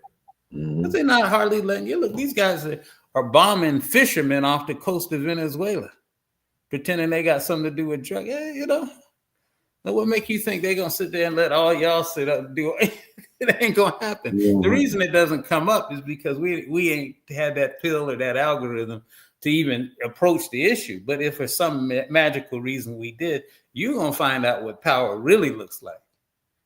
And they're going to shut your ass down right quick. Now, I hate when I say this, people go, oh, you know, Jerry, you're so defeatist. You think they got all the power and we can't do anything. I said, that ain't got a damn thing to do with it. I just know where power is. And you're naive if you think once you organize all of this stuff, they're going to go, oh, you figured this out. You're recycling black dollars. Damn, we was hoping y'all didn't know. Okay, go on, buy all the, you know, go on, buy 13. You don't take 13% of the country's wealth now because you've organized to buy the damn gold, you know, the oil field off of Texas because it looked like y'all got the money to do it. Go ahead on, it's for sale. It ain't for sale, you Negroes. I don't care how much money you bring. And see, that's the problem we have because we keep trying to tell our people that there's some magical formula and there's a do this, that, and the other. It's all going to be all right. You don't have a nation. That's your problem. You're nationless. Nationless. And you want to pretend that the problem is that you didn't manipulate inside the nation that someone else owns and controls. This is foolishness. And to deal with that foolishness thought is something that we kind of briefly talked about the other day about if we thinking that, you know, if we convince them that or the powers that be that they're okay, show them all their deeds, their dastardly deeds that they did over the centuries, that they're gonna say, hey, you know what? You're right. I'm gonna bring you in half. We're gonna set this record straight. And that's what I do. Even if I'm talking about all this convincing that we trying to convince them, and through history, look, you guys had the last slave thing. You did this, you did that, and if that's gonna change and make them give up some power because they acknowledge, well, you got me. Yeah, I was wrong, and now I mean, look. I mean, we don't have to talk about it in a big macro sense like that. Let's talk about the micro sense. Okay. All kind of stuff happened to black folks. We got it on tape. We got it on tape. You know, they saw the man. They shot the man. Us on tape. And white boys walk. You see me? Yeah. So that's just at a micro level. But this is what you're talking about. We got it on tape, but they got away anyway because the people who control the system decided it's not really a crime. Your life is not worth that. So we got all this stuff on tape. And that's why, as I was talking to Antonio the other day, I was saying, look, you know, all of these very, very good meaning black people in America. I mean, they love black people. I really do. And I was do some names, but I wouldn't name, you know, the people in America that love black people. But somewhere they got still got that chip that says reform is possible. Now, they're not looking at all of the scams these people are pulling on one another. You know, you think these guys are building all these alligator Alcatrazes and all this stuff all around this country, you know, just for you? Just for the Latino? No, they're looking at their own men and going, these guys are gonna also rebel because they're fighting age men with no jobs and no future. They're gonna raise hell. We better hire as many of them we can and put some kind of shirt on. DHS, ICE, something. Just give them a job. Give them that $100,000 salary, that $50,000 bonus. We're promising. Just get them. What? Reserve. You can be in the reserves. What? Get as many of them on your side as possible. Right? Because those are the guys that are going to fight you. I'm talking about, this is the 1% talking now. This is not, you know. They looking at the other whites as like, these guys are going to blow up. So how do we co-opt them? MAGA is about co-opting them. So for a long time, you can use the boogeyman of Black progress, DEI, this, that, and the other. But there will come a time when they're going to realize DEI ain't the reason they're not eating. Because everybody they see black is in trouble. I contend one of the reasons they keep a lot of these black figures on TV, MSNBC and all of these names and all of these, is to give the impression to the country that black people are doing well. I'm talking to the whites in the country, that, you know, these blacks are doing well, right? Because if they understood the reality that they losing ain't got a damn thing to do with us, but we lost first, then they wouldn't be able to focus their minds always on us. You see, anytime something goes bad, something's getting sticky in this country, you know, they're gonna indict Letitia James. You know, it's always something to raise the black flag, to get the majority of whites, who, by the way, always vote for the Trump type people, to get them exercised again. Oh yeah. You know, the blacks, Haitians ate some dogs. We got to send them out. Oh, we got to fire this black general. They always got another black problem on deck to propagate to the white masses, to keep their minds clear that the problem is black. They're motivated by anti-black sentiment. That's how they've been programmed for 400 years, right? So while they're looking at all of that, they still steadily getting robbed. But this, you know, no lie can last forever. At some point, even though anti-black sentiment is the gift that keeps on giving, there's still at some point where everybody black they see is down, irrespective of what they keep seeing on TV. And they're going to start looking around going, somebody else in our pocket. So they're staving that day, but they know they can't put it off forever. They got $28 trillion, $38 trillion of debt, all of this stuff coming to a head. They know it's going to come to a head. So they gotta prepare for that. And they are. But I'm saying all that to say, in the environment where they're preparing for pulling benefits away from their own people, I mean, they cut all these billions from Medicaid and this, that, and then making insurance premiums skyrocket and interest rates where people can't get enough. Those white people can't pay that insurance. White people can't get that house refinanced or buy that first house. These are white people with no health care, you know, all of that stuff. That's them. So the people who set that up know that the majority of whites are going to finally say, oh, man, wait a minute, this bullshit here. How many of them can we buy off with these jobs, DHS, ICE, and all the rest of it? Okay, the reason I'm saying all that to say they got to go through all of that to deal with their own people. Now, what in the hell makes you think that when you come with your moral, ethical presentations about what happened to you in history, and we got it on tape, what the hell makes you think he going to give something back to you?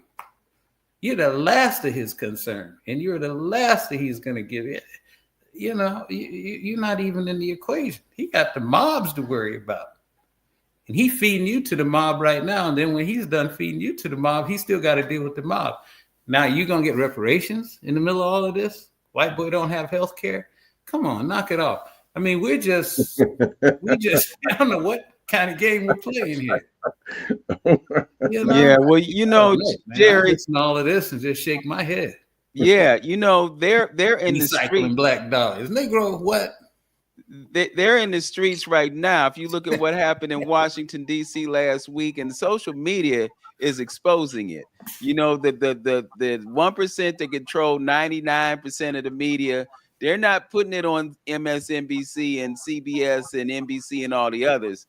But when you plug into social media, it's people in the streets, and it's not just us. As a matter of fact, it's more of them than it is of us. So, you know, that's what's coming. Yeah, that's gonna blow up. Nobody's gonna have time to deal with your problem. Look, in the 60s and the 70s, after World War II, America had all the money, all the power, everything.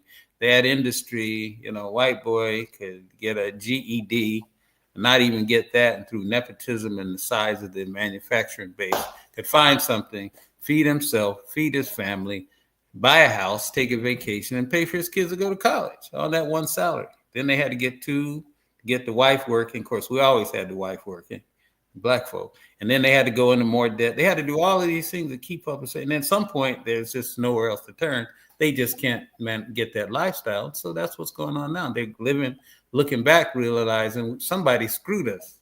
But the reason I'm bringing that up is that back when things were good for them, that's 50s, 60s, going to 70s, so getting shaky in the 70s and 80s, they had a little bit of empathy. You know what I mean? Okay, Civil Rights Act and some voting rights and maybe a little bit of affirmative action. Nothing big, maybe in the lower level jobs, maybe a little more union representation. You know, just showing black folks, I wouldn't even call it no love because they still keeping all the wealth. Mm-hmm. But they just opened up the income stream just a little bit, gave you some of these nice government jobs, you know. Black folks sitting in D.C. is a GS this, GS that, got the biggest car out there, talking all kind of trash, you know. And then Trump come in and say, you know, we take 300,000 jobs from black women. Wait a minute now. You know, I mean, you know what I mean? This is just little stuff they threw at you to kind of keep you, you know, a little bit pacified, even though, like I said, they were never sharing any real wealth. But those are the quote unquote good old days when they were doing well and they were reasonably comfortable. They're not doing well now. They're not comfortable now. They're in panic. Now, what make you think you getting ready to come appeal to their reason to get your piece of the action? It's not going to happen. So then, okay, well, I could go on and on. So I'll let you, you know, because I have a lot of stuff in mind that I've been observing, you know. And so with that being said, then, okay, when we talked about solutions, I mean, we didn't talk about any solutions. Like, you know, in summing up some of the conversation, I'm looking at, it seems like we're on agreement that, you know, a mindset have to be reset in order for black folks to move forward. And I say couple that up with a culture which gives you a way of life, a sense of glue that pulls the people together for their own self-interest. And, you know, like Dr. Claude Anderson say, look at race as a color. I mean, stop looking at race as a color, look at it as a competition, meaning that the Asians trying to get as much as they can, you know, and so it looks like we are working together on that. So in order for that to happen, it definitely have to have a mindset reset, you know, in order for us to do that. Now, for some, like myself, you know, if we ask that question, is these people in this country going to ever turn over power like that to black folks? And I think that's what you was kind of surmising and coming up, that it's basically under these conditions, that's never going to happen. So what do we do? Yeah, that's the question. That's where we're going, right? That's where we're going, yeah. Okay, because I love Claude Anderson, read all his books, know what he was doing, you know, the whole time. Okay. I don't know if I read all his books, but I certainly read, you know, the popular ones back in the late 90s and the 2000s and whatever. But that's what I was talking about. Let's say everybody read Powernomics, or everyone read, you know, whatever the other ones are. We all got that in our heads Monday morning. We're going to go off and do that. Okay. It ain't going to go down. It might be better to some level, up to the point where they decide we got to shut this off. You see, and they can't do that to the Chinese. This Chinese got a nation. You know what I mean? Look, remember when they started some years ago, there was a little outbreak of anti-Chinese violence. Remember, there's a few Chinese people and I was saying at the time that ain't gonna last till the end of the year, or maybe not even the end of the month, because the Chinese, you know, the premier China go pick up the phone and call somebody over and go, what the hell's going on? Well, we're having some anti-Chinese sentiment, and we're having. I see. I said, let me tell you something. Y'all don't straighten that up by, you know, noon next, you know, 3 weeks, noon next Wednesday, or 3 Wednesdays from now. You're going to lose about 400 people 2 o'clock in the afternoon in Hong Kong. They're going to just vanish. Not cut it out. Stop it. They got power to call you and tell you, because we got a nation, and you can't treat the representatives of our nation any kind of way you want, even if they're on your soil. See, we don't have that. That's why I say getting back to nation. So when the Chinese recycle black Chinese dollars, or the Koreans recycle Korean dollars, they're still doing that in the context of a nation. Right. I remember living in LA, the Japanese, I remember they were talking about these guys. barely had written contracts. A lot of the, big deals going back and forth. They were talking about it on one radio show or something. It was an article, I think.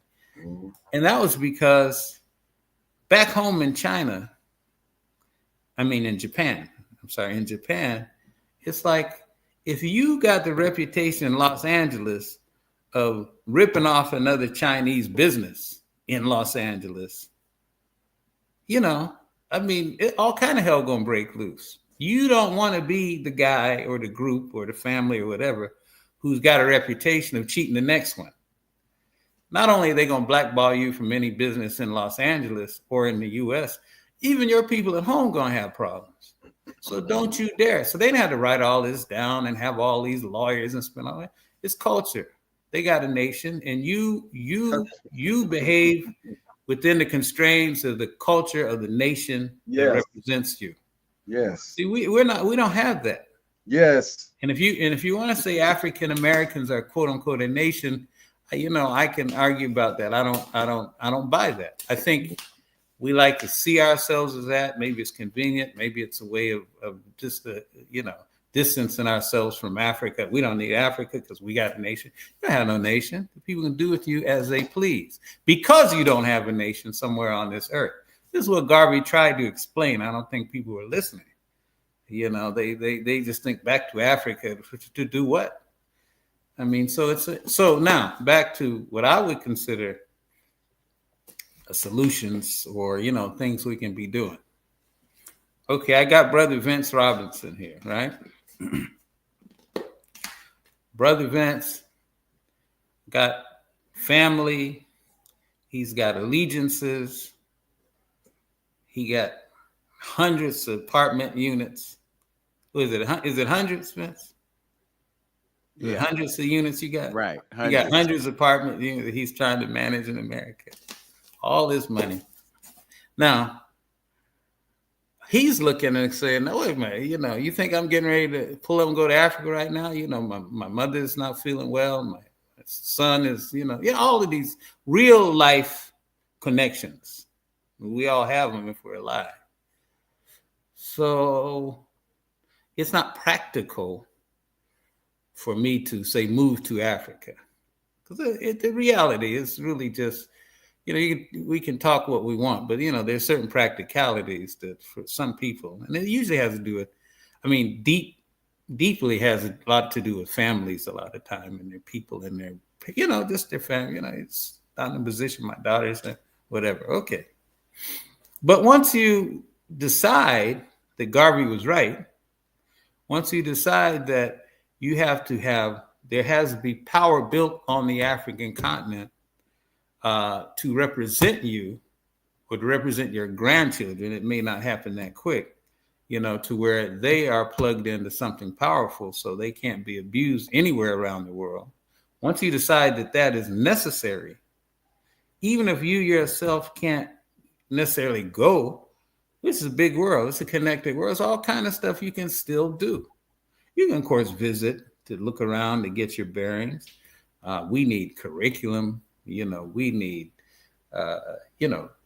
people with audio, video capabilities like you all have, as documentaries, now we can put documentaries in all kind of languages. You could be right here in America saying, look, we're going to pick, maybe you're a documentary filmmaker. You say, okay, we're going to do something on African history, or we're going to do something on African culture. We're going to do something on Pan-Africanism. We're going to, whatever it is that you think these young African origins of spirituality, whatever it is you think that, we need at the level to socialize our people in the beginning. But I'm tied up here in New York or Cleveland or whatever, got to do this. But I'm good. I can do video and stuff. Now you can look around and say, you know what? If I do this thing on Garveyism or Pan-Africanism or African history or culture or music, doesn't matter what it is. Let me see if I can put this into do the thing. And now let me choose 3 languages, right? Zulu, Yoruba, Wolof. Or Tree or whatever. I'm just saying. And we're going to go now, especially with AI. We got all these kids that can do it, with just like that. And we're going to put this history in these languages, so they can be listened to in the villages. Because the people in the villages ain't reading English. A lot of them. A lot of the kids go to school. A lot of them don't. A lot of them never get really proficient. A whole lot of stuff, but they understand their home language. And then they can listen to with their grandmother and their mother and aunties out in the field somewhere and get that thing. Okay. You understand? No, so you could be sitting right there in Cleveland and do that. And that is a contribution to the consciousness that we're having to build on the African continent. Say nothing of our children here to feel like they're belonging to something. There's nothing stopping us from doing that. There's nothing else from stopping. So when people say, well, it's either or, it's not either or. It's and. You can take care of your obligations to the extent. And some people just say, look, for my own personal reasons, I eventually would like to live in Africa. Because I can tell you, I came out of LA and I wasn't starving by any stretch of the imagination. I mean, I had what other people consider a pretty good life, materially. But I like Africa more. The day I went, first time I was in Senegal, I was like, I'm moving here, because, it's just that feeling, you just part of the thing and you just like it. Some people don't. Some people say it's too many black folks, so I got to go back. Well, those are people who you can't do much with at this point. But my point here is that people can be planning. So at this moment, I can't even go. Or I can maybe only go once, but once I buy into the idea that Garvey was right, where's the black man's government? Where is our power? And that power necessarily has to be on the African continent because that's where we have the land, the population, and the resources, none of which we have here. And you buy into that, just like I was talking about the children, once they determine that they're supposed to be sovereign, then they're going to figure out the route to get there. Once you decide this is the way that we have to go, and that your grandchildren are going to benefit if we start now, then you'll figure out how you can make that contribution. And in some cases, you may decide that your contribution has higher leverage if you're actually there, which is kind of where I am. I'm saying if I have 100 children, 1,000 children in front of me, and 1,000 are here in New York or Atlanta or DC, I have 1,000 children in front of me, and they're in Dakar, Senegal, Accra, Ghana, and Johannesburg or wherever it is, or Nairobi. I feel like those 3,000 children in those three cities on the African continent, properly socialized, are going to have a bigger bang for the buck, and are going to be able to do more in terms of building the national power we're going to need on the African continent than the children here. Now, that is obviously not to say that we shouldn't be doing it with the children here, because we should, because what we're trying to do is a global movement. Those children, but you have to be honest, they're not really in the position, right, here on the soil to effect the kind of change for global African power as the children on the soil are.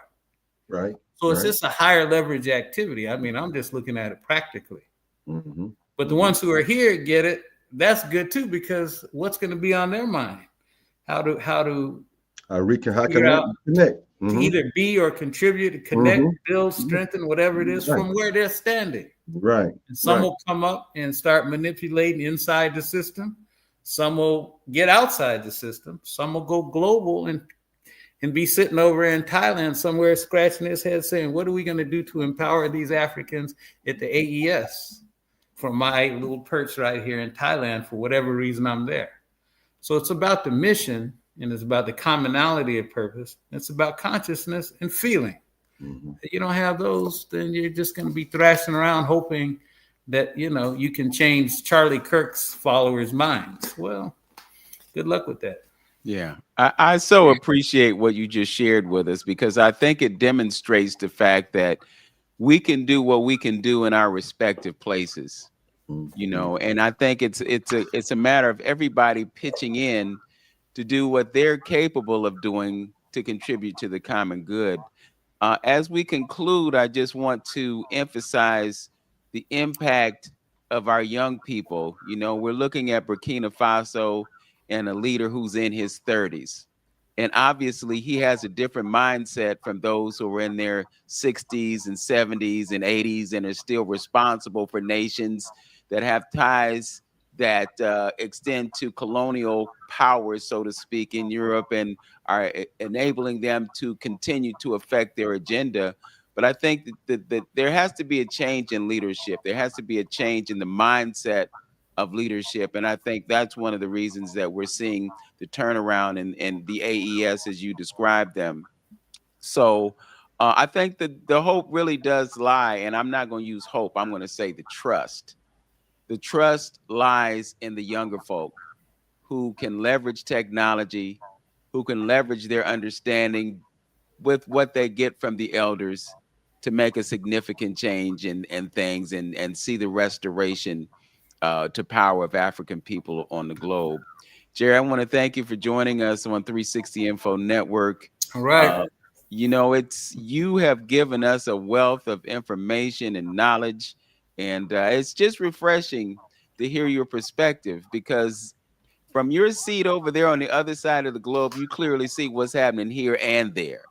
And I think that's really what provides a benefit to our listening and our viewing audience, because they can see things from beyond the narrow vision that we have here in America. We have to make this connection to Africa, just because, as you mentioned, the resources, the people, the history, and all of those things. I think it really does come back to us remembering who we are.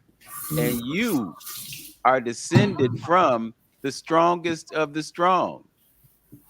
The strongest of the strong. That's who we are. And so you can leave that lush life that you were living in Los Angeles, go to Africa. I didn't say lush now. Well, you said you don't overstate it.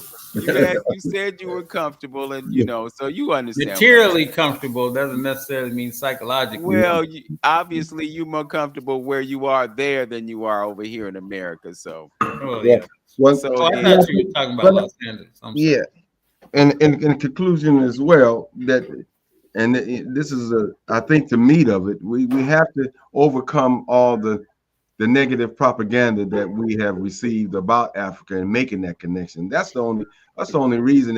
If you had marketing campaigns in this country that said there was something good about Africa, something good about having African blood, we'd all be talking about the percentage of African blood and want to be African. So that negative propaganda has caused that wedge of disconnection. The sooner we get to the point of understanding that Africa is our salvation, with the resources, to me, that's the only thing that's going to give us some economic power, strength, and things of that nature that we can leverage for our benefit. Where else is you going to get it? Over here in America, just being consumers, you don't manufacture nothing, you don't make it. I go back to what we just said. They can pull history books right out the classrooms, right in front of your face, and you ain't got nothing. Those billionaires, Kanye and all the rest of them, they can shut you down in a moment's notice. And they've done it. And they've done it. They showed you they can do it.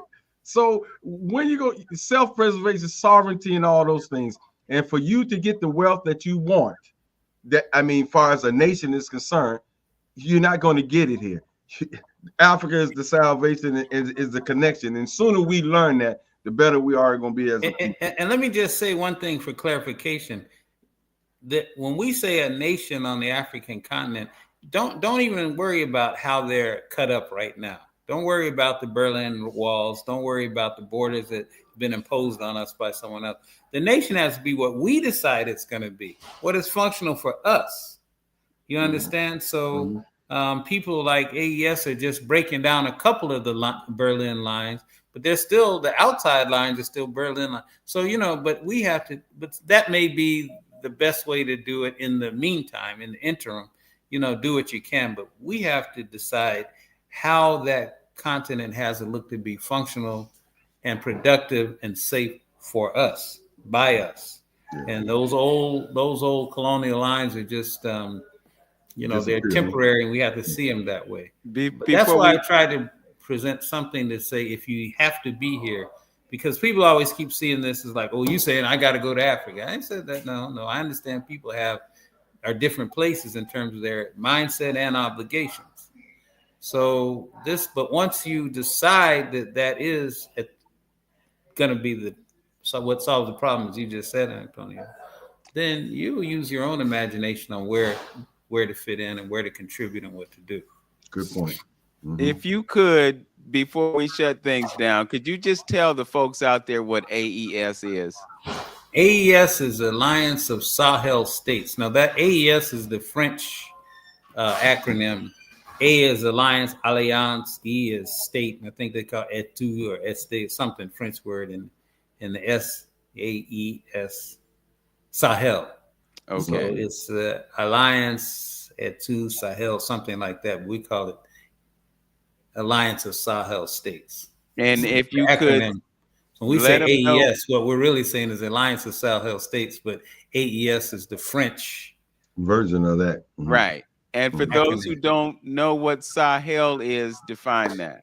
Sahel is just a region in Africa running from, let's say, where Senegal is, and it's right on the border of the desert, the Sahara Desert to the north, and the more lush or the more green to the south.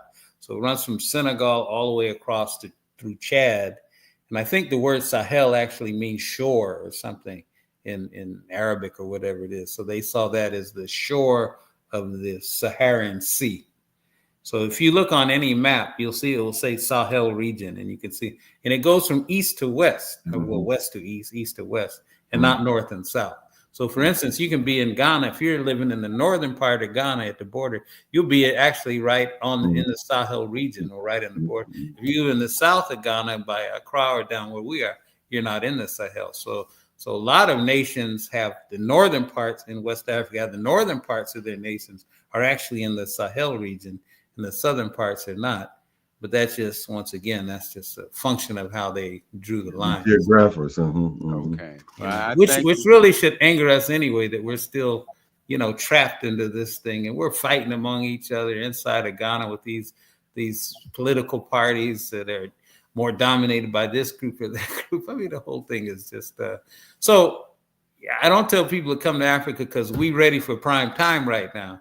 I say get involved with Africa here or there so we can be ready for prime time. Okay. A lot of work to do.